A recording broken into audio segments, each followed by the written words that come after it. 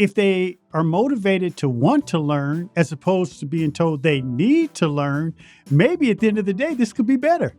That's right. That's right. Well, so my idea is always to take the opportunity as the world presents it, because we can't plan, we can't predict, even though we think we can. How does that impact, particularly when there's a growing number of American school-age children who live below the poverty line? In our center, we began by defining poverty using that financial threshold. Over time, we've revised the definition of poverty, and we now define it as any child who's living without a resource that could help that student be his or her best self. I'm Kevin Chavis. Welcome to What I Want to Know, a show based on curiosity and conversation with those who drive our local economies and the schools in our communities. Can we be better? We definitely can. This is What I Want to Know.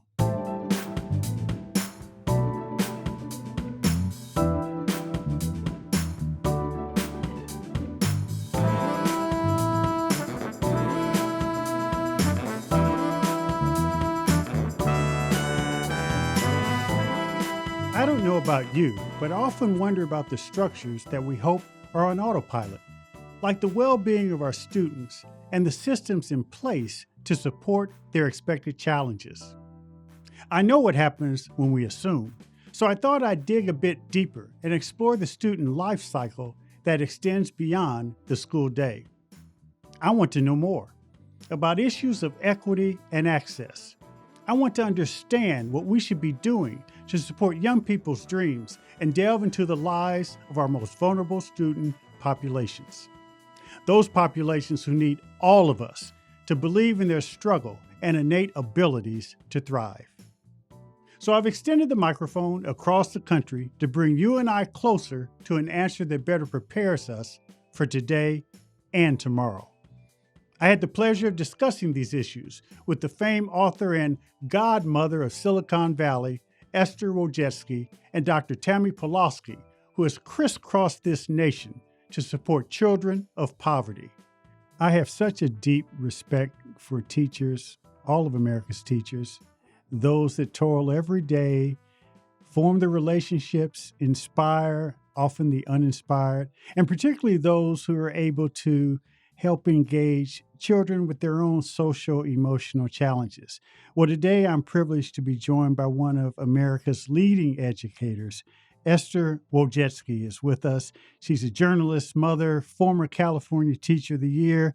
She built a small journalism class of just a handful of students into one of the best journalism classes in any high school in America, with well over 600 students attending. She's received many awards. She's been a driving force behind the notion of blended learning. And Esther, thank you so much for joining us today. It's an honor to have you with us. Well, thank you so much for that fantastic introduction. And I'm very honored to be here with you, especially with your thinker statue. And well, one of us in this shot is thinking, right? And that's what that statue is for. I hope so. I think several. I want to unpack why you decided to become a teacher. How did you know that was part of your life's calling? Well, very early on as a child, I always liked explaining things to people and helping people do things. And I started in the classroom where I was always helping my friends when they didn't understand something. But back in those days, you got into trouble for it. It was not allowed.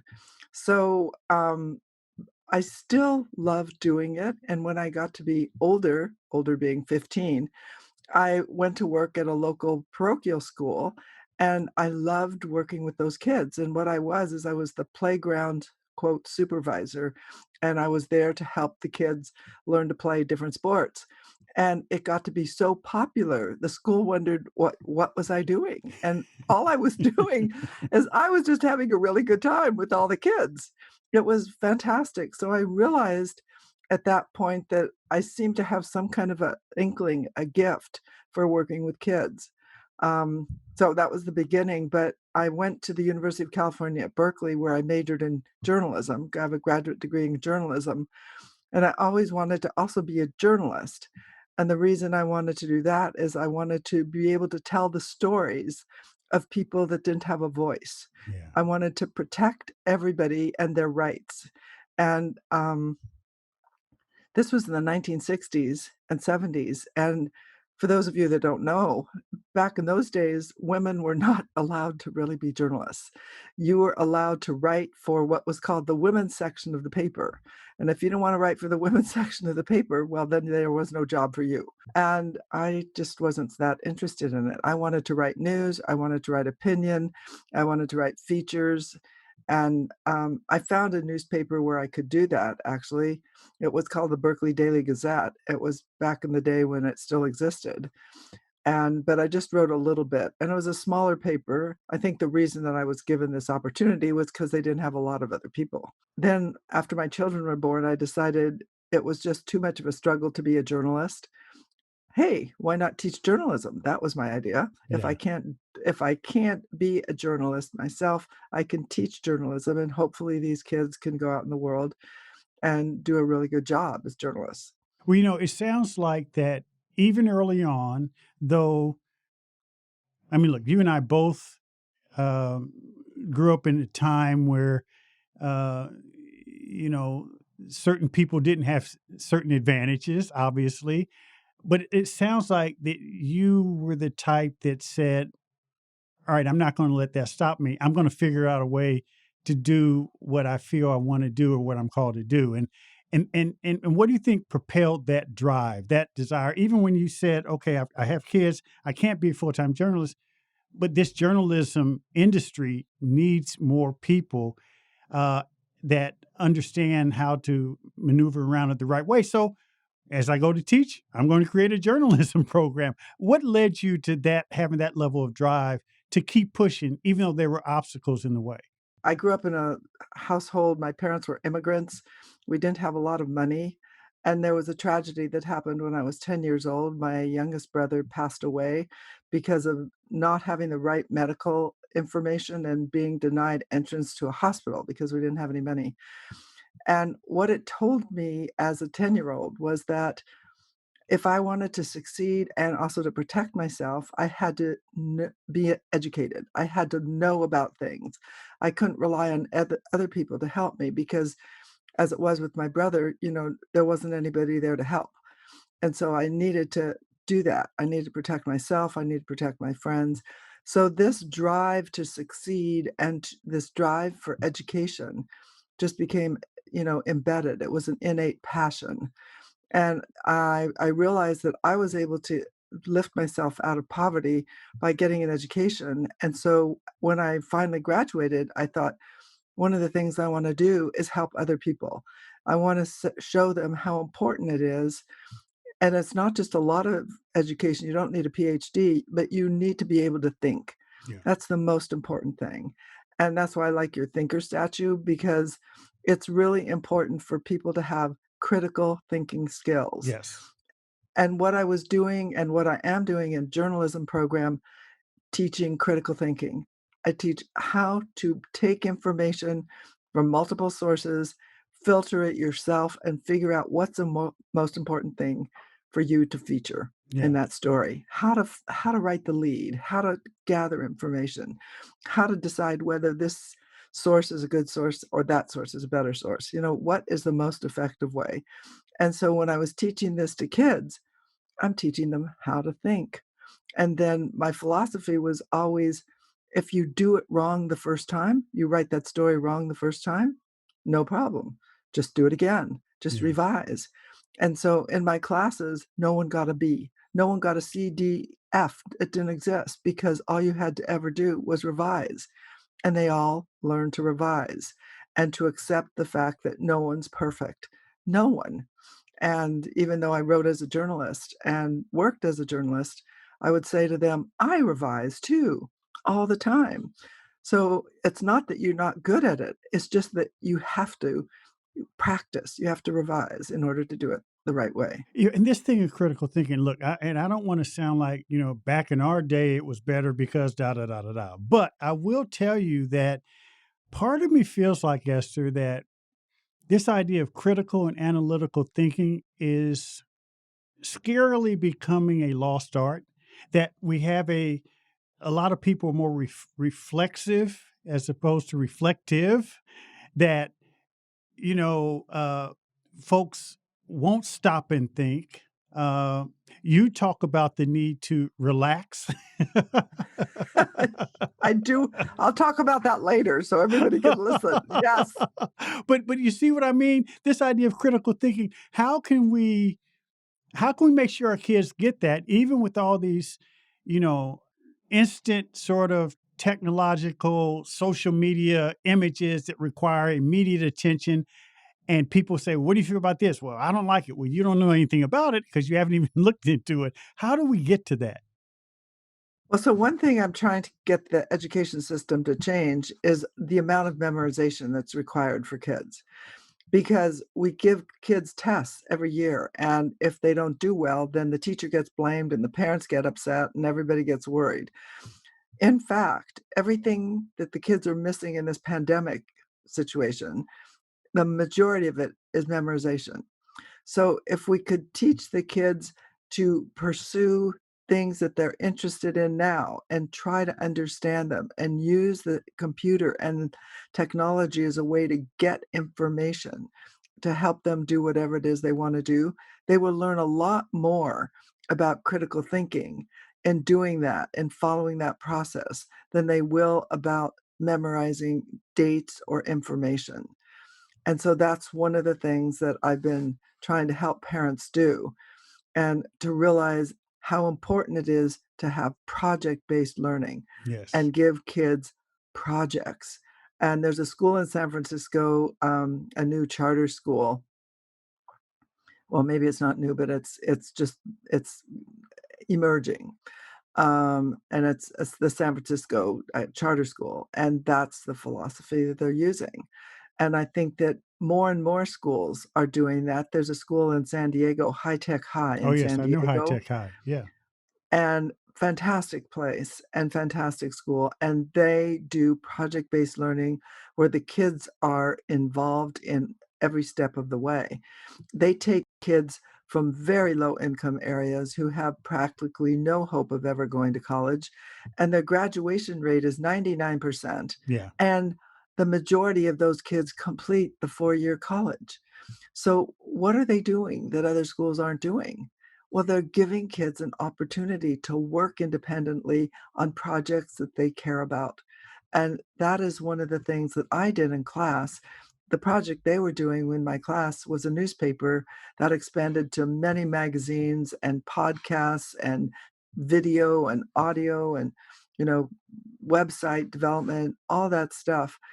But in order for them to do it, they had to think Yeah. and they had to collaborate. So I was always working toward what I called the 4 C's. And the 4 C's are collaboration, critical thinking, creativity, and communication. Wow. And that's what I wanted every kid to learn. And Yeah. that was that. I think if you know how to collaborate, you know how to communicate, you know how to think critically, and you are creative, like, that's all you need, the 21st So century. you talk about, wow, I haven't heard anyone make reference to the fact that the pandemic could be an opportunity to get kids re-engaged in learning. Most people are talking about, oh, they can't go to school, that we can't take the kids can't be tested. The teachers don't have an opportunity to teach in the brick and mortar classrooms they're accustomed to. But I'm intrigued by your thesis that, hey, this could be opportunity to meet kids where they are, allow the technology that is presented in front of them to be a tool to engage them, motivate them, inspire them. And by the way, if they are motivated to want to learn as opposed to being told they need to learn, maybe at the end of the day, this could be better.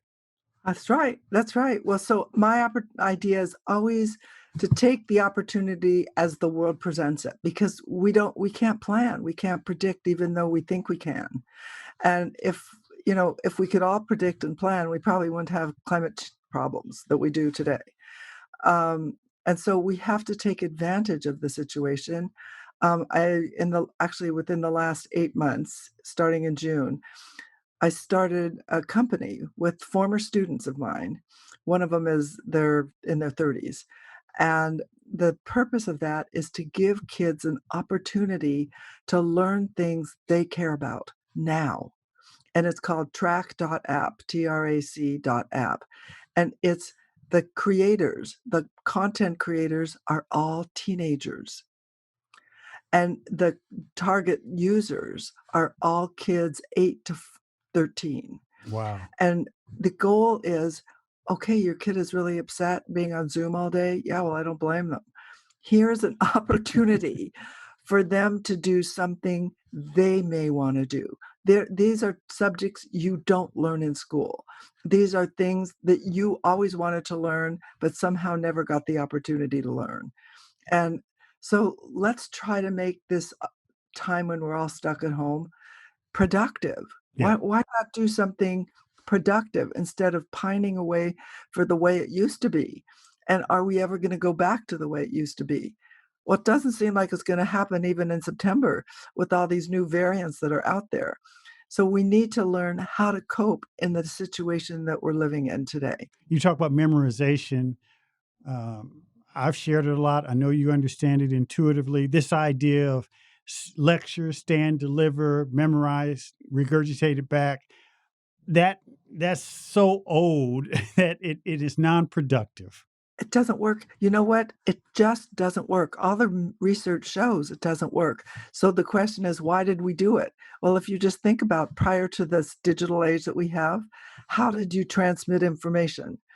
You had to talk, right? Or you had to read. Those were the two alternatives, talk or read. So they put people in big groups and they talked at them. But today we don't have to do that anymore. So can we please stop doing it? Yeah, let's actually fix something. Let's solve something. Let's collaborate and figure out how to make it work. So I told you I wanted to ask you about Trick. And this is one of your secrets of success.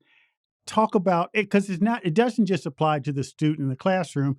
It really is something that applies to life. Right. It applies to life.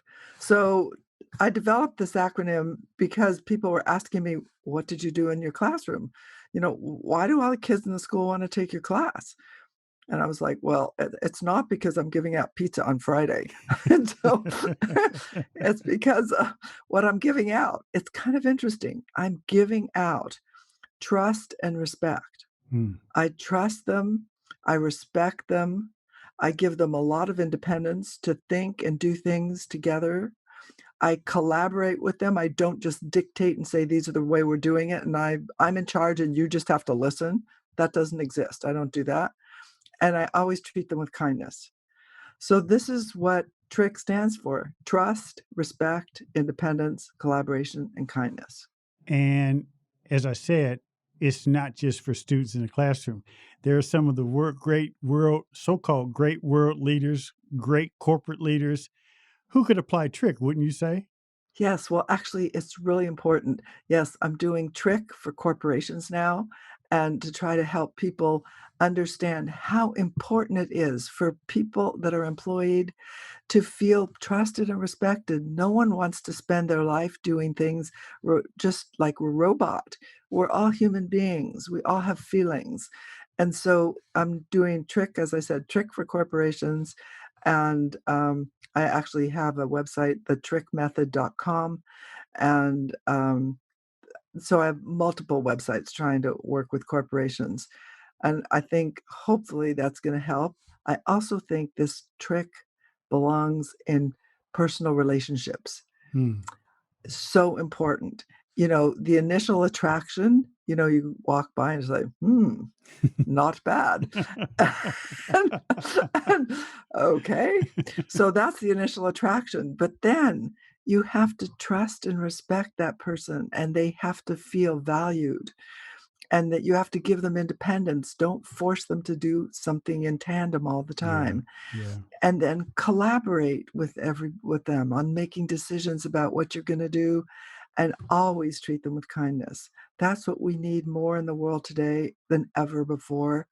It's kindness, treating people with kindness, because there was a lot of unkindness, I would say, in the past few years. Yeah. And I would like to get rid of those feelings. And, I don't want to get mad at anybody. I think we all need to be kind to each other. It makes so much sense. Today's diverse student population uh, includes so many children with so many social, emotional challenges, so many mental challenges. Obviously, the trick approach means a lot to them. But what would you say? This is what I really want to know. What would you say to school leaders, teachers, superintendents who feel overwhelmed by the increasing number of kids that present to them every day with challenges? How can you maintain continuity and consistency in applying this standard to our most challenged subset of students? I mean, I just think that is something that practically is a challenge. So first of all, I would advise, like, all the people in school leadership roles to look at this gap that we've had in education as an opportunity for learning different things, and not to keep saying, oh, all of our kids are a year behind. So they're a year behind in memorizing, but maybe that memorizing doesn't work. And not only that, all the research shows that if you memorize something and get an A in the class, at the end of 1 year, you only remember 6%. So Wow. why did we memorize? So let's just, instead of having this burden put on the kids of, oh, you're not as good as you should be, why don't we just say you've had an opportunity to learn other things and to function? And now we're going to go back to school. It's going to be different. Probably it's going to be hybrid, but you can do it. Your mindset is what is most important. And Carol Dweck at Stanford, she's the one that talks about mindset.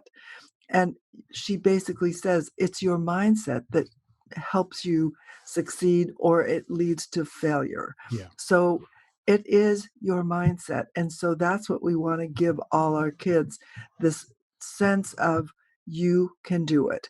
You might not have learned the same things, but you definitely learned something. We all learn, no matter whether it's in a school or not. As a matter of fact, you learn more when you're not in school. All the research shows that.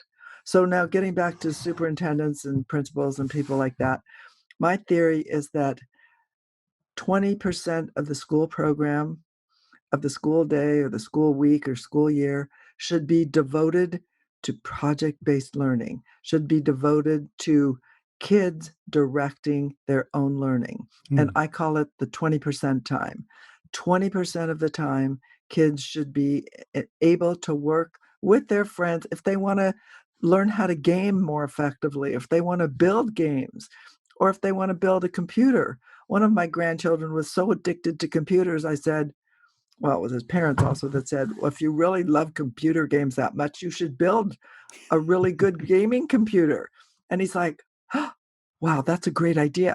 So I took him down to this shop that unfortunately doesn't exist anymore called Fry's. And we went shopping, and I thought, it's only going to cost, $50 or whatever. Try $500 later. And that was my idea, unfortunately. But he then built a gaming computer. Wow. So you can imagine all the things, and he was really passionate about doing it. And that's the kind of thing you want your kids to be passionate about, doing something and then be able to do it. And there's a lot of things out there that kids are passionate about. They can find a lot of that stuff, by the way, on Tract. Yes. So one of the creators on Tract teaches you how to make a chocolate chip cookie in a microwave. I think it's in 1 minute. So, no adult would probably want to do this. I'm sort of old school. Let's put it in the oven and bake it. So, last question. I mentioned it earlier. Best way to close out, talk about relax. So I think when you're really stressed and concerned about yourself and your kids and what's going to happen, and you cannot relax. And then you unfortunately becomes a vicious circle. So, when you don't relax, then you get sick and you get, increase your weight by accident because, you're just eating and doing other things that you probably wouldn't do otherwise. So I think that meditation, and I know it sounds like kind of corny, but meditation does work. And I remember doing in class 1 minute meditation before class starts, just 1 minute. It seemed to make a big difference. So I would just recommend that people step back and give themselves a pat on the back for coping as well as they did in this pandemic. So many of us have lost so much, and not to mention friends and coworkers, and it's very sad to think about everything, but we have to move forward. We're in this together, all of us in the world. We need to work together to help each other Yeah. have a better place. Well, Esther Wojcicki, that's why you're an American treasure. Thank you so much for all you do for not just the children, but this country and world as a whole. We need people who view the world like you. Thank you for joining us. It's a pleasure. Thank you for including me. All right, stay safe. You too.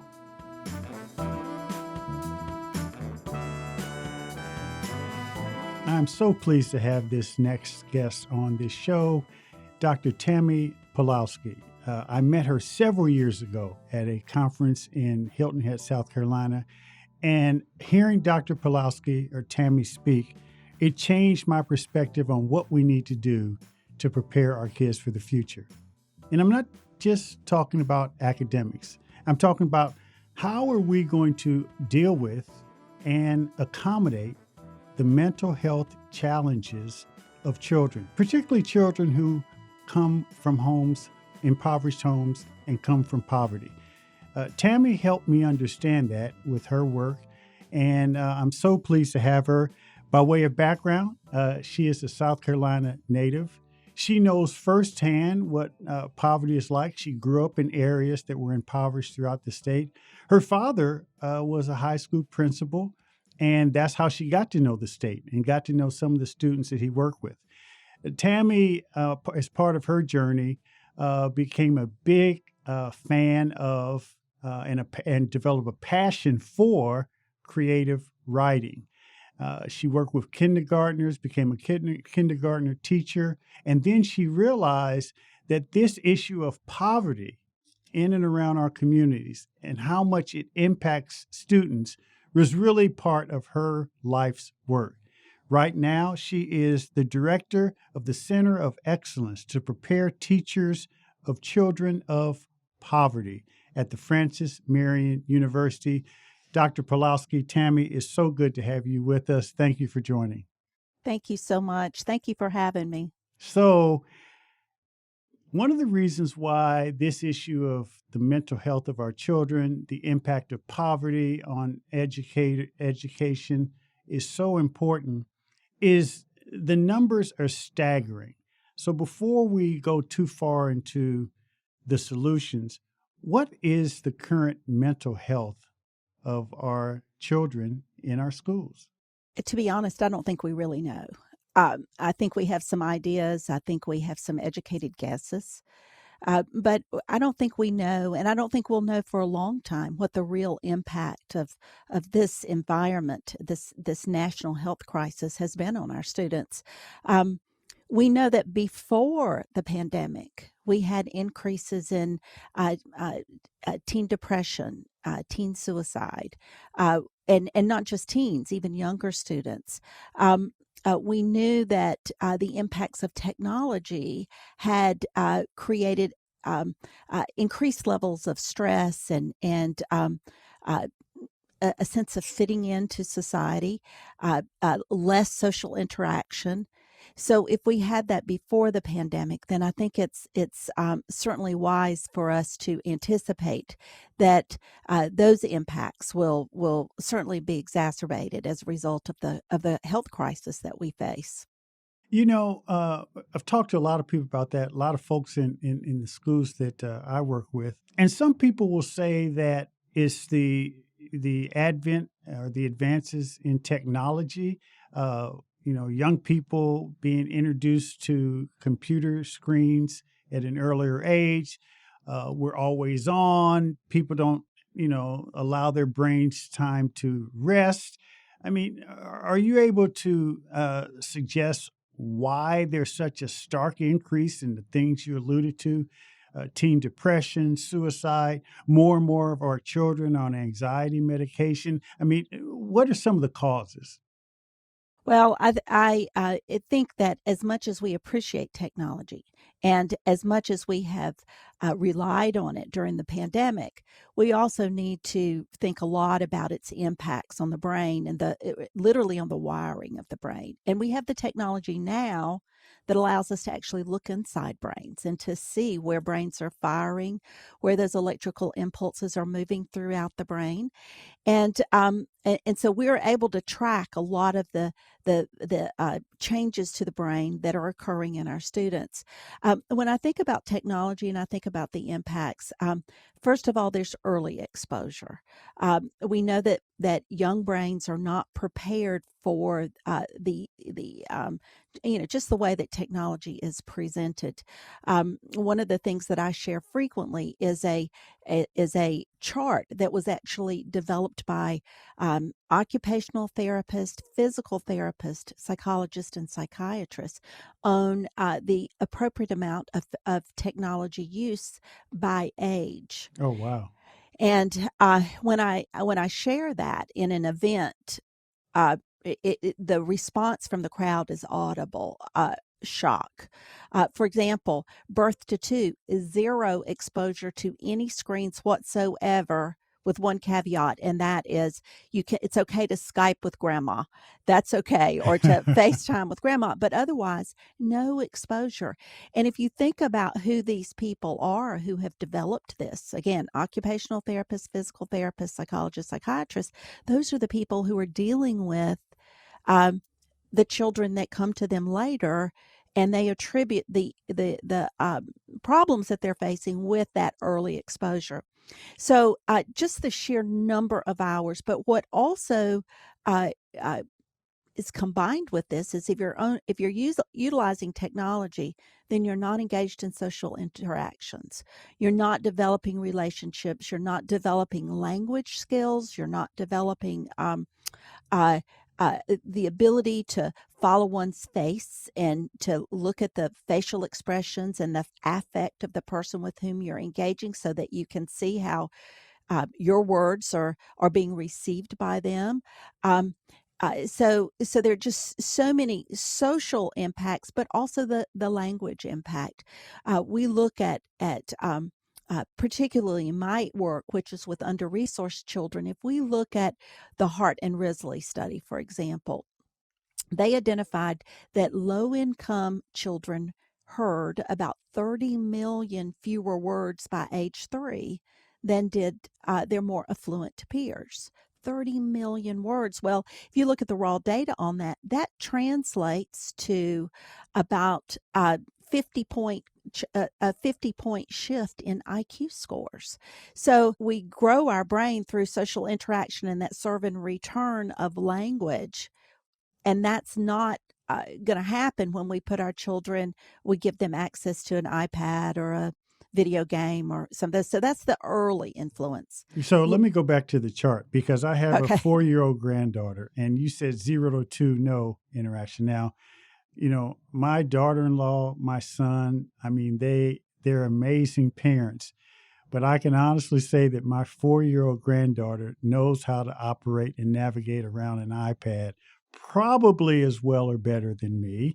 But I also know that her classmates are not alone. What's that chart look like when you get to 5 or 6? I know just from personal experience that most parents out there are exposing their children to more usage than what the experts would suggest?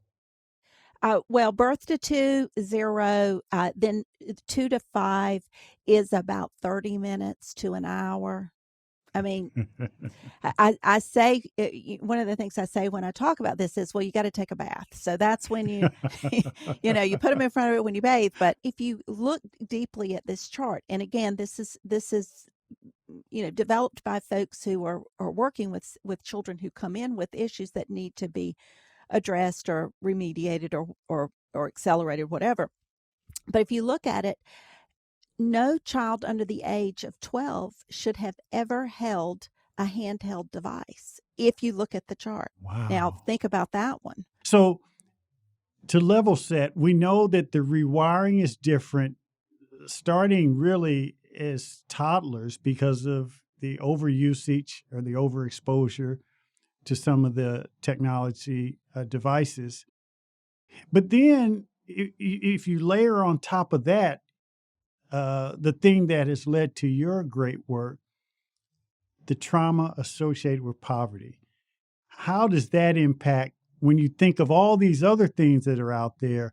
How does that impact, particularly when there's a growing number of American school-age children who live below the poverty line? In our center, we began by defining poverty using that financial threshold. Over time, we've revised the definition of poverty, and we now define it as any child who's living without a resource that could help that student be his or her best self. Now, financial poverty can permeate all of them, but what we've learned is that we need to cast a broader net because there are a lot of students who are living without resources. They may have the financial security, but if they don't have a relationship or a role model, if they don't have the cognitive resources that they need. So there are lots of resources that are involved. But if we think specifically about financial poverty, so the first thing we have to think about is Maslow's hierarchy, and we have to think about what are those basic needs that have to be met first. And so we can think about physiological needs of food and shelter, and then we move up to safety and love and belonging, self-esteem. If those needs are not met, then we can be certain that cortisol levels are going to go through the roof. But we can also know that that's going to prevent us from ever getting to the point that we think about or care about meeting cognitive needs. And so it has a big impact on the learning cycle because students can't learn if basic needs are not being met. Lots of accommodations are needed, not lowered expectations, but accommodations. Yeah. So what I really want to know is what should school districts or schools be doing? Now, this is your sweet spot. This is the work you're doing. But what should they be doing to ensure that they're addressing the elephant in the room in a lot of school classrooms, those needs of children who suffer from the trauma of poverty, who, because of their living circumstances, they may not be getting all those needs met. What should school districts be doing? And by the way, this is so important, Tammy, because you hear so many teachers talking about the fact they're called upon to do so much more, social worker, nurse, what have you, psychologists. But still, there are things that schools and school districts can do to better prepare, better train their people to work with kids who suffer from that type of poverty. Wow, what a great question. And it really is the heart of the work that we do. In our center, we've identified 25 practices that we think are non-negotiable for under-resourced kids. And we say non-negotiable for under-resourced kids because kids who live in homes where there are ample resources, their parents might go out and, or the caregivers might be able to go out and find a tutor or find extra, supports. But under-resourced kids, the school could be the last and only hope for providing those practices or strategies. So what we do with this work is, and this is something we sort of landed on by accident, is we were invited to go into a school and and try to help them address an issue. They had scored an F on their ESEA waiver, and 86% free and reduced lunch student population.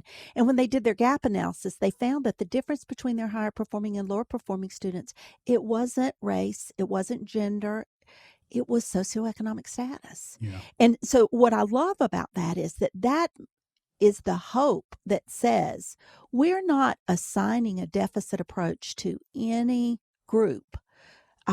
But we know that if we make some accommodations for those resources, we can elevate success across all demographics. So from our research, the great success we've had with schools who are putting these in place is we've got to get our hearts right as educators, meaning that I can't teach them till I reach them.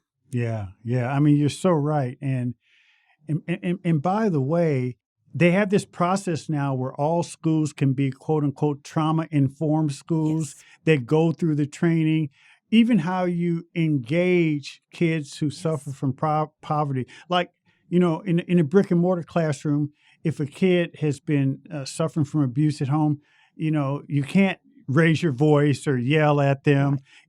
Johnny, stop talking. There's ways, even in terms of your tone and tenor, that you engage these kids. Every school needs to be a trauma-informed school, but they also need to go about it the right way. And I know you're a big advocate for that. Yes. Decrease stress is our second strategy. So once you build relationships with them, the next thing we've got to do is we've got to make certain that we have either mitigated the stress or we've given them strategies for managing their stress. I'm not an advocate of bubble wrapping kids. We're not going to be able to protect them from all their stressors, but we can teach them how to recognize it and how to respond to it in a way that is safe and healthy, productive, and socially acceptable. So we got to teach those kinds of things. I love that your schools have centered their work around this because if you think about it, when you or I have high stress, we're not going to be nearly as productive as we would be. It elevates our cortisol, which in fact reduces our ability to cognitively process. People who have higher stress levels actually have a reduction to their IQs. It is a short term, but it's also a long term impact. I love that you all are making this a focus. So powerful. I had the benefit of speaking with the Biden education transition team, and one hopeful sign is that this administration seems to be really focused on this issue of poverty and trauma in schools and the mental health of our children. You've spoken a lot about the science of learning. In the wake of the pandemic, in the wake of all the topsy-turvy nature of, the societal challenges we're having, how do you see the future of education and the future of the science of learning, which is, I think, it encompasses all the things that you've been talking about? Yeah, that's really the foundation for all of our practices. And this is new information. And so what we found is lots of teachers, they just don't have, they just haven't had the opportunity yet to learn some basics about how brains are developing, what brains need, and how they best respond. We feel like the work that we're doing, looking at, for example, build relationships or decrease stress. Those are a couple of the strategies that we've just mentioned. Teachers have heard that, but what many of them have not heard is the why behind it. So we give teachers this guidance. You got to build relationships, but when the going gets tough, if teachers don't know why that's so important, it's very, very difficult to put into place those day-to-day actions. But if you know the why, if you know the science, the science of learning, why relationships enhance learning, why a decrease of stress enhances learning, why students have to have status, why that matters for their brain. If we understand the why on that, then we're more likely to prioritize those actions as teachers, which will then actually result in giving us more instructional time because we'll clear away the barriers and all the peripheral kinds of things that happen when we don't have those things in place, giving us more instructional time that we can devote to what our love is, which is typically our content area or the age of student that we're working with. Well, Tammy, this has been terrific. I think the world of your work. You're doing work that's amazing and incredible and needed for the country. Tammy Pawloski, thanks for joining us this session. Thank you for having me. There's a lot we can do to help America's children, and paying attention to their mental health is one of the foremost things we can do. So thanks again for joining us. Thank you for having me. Thank you for your work. Thank you. I'm Kevin Chavis, and I look forward to our next edition of What I Want to Know. Thanks for joining What I Want to Know. Be sure to subscribe to the show on Apple Podcasts, Spotify, or your favorite podcast app. And don't forget to write a review, too. Explore other episodes and dive into our discussions on the future of education. Join the conversation and let me know what you want to know using hashtag WIWTK on social media. That's hashtag WIWTK on social media. For more information on Stride, visit stridelearning.com. I'm your host, Kevin P. Chavis. Thank you for joining What I Want to Know.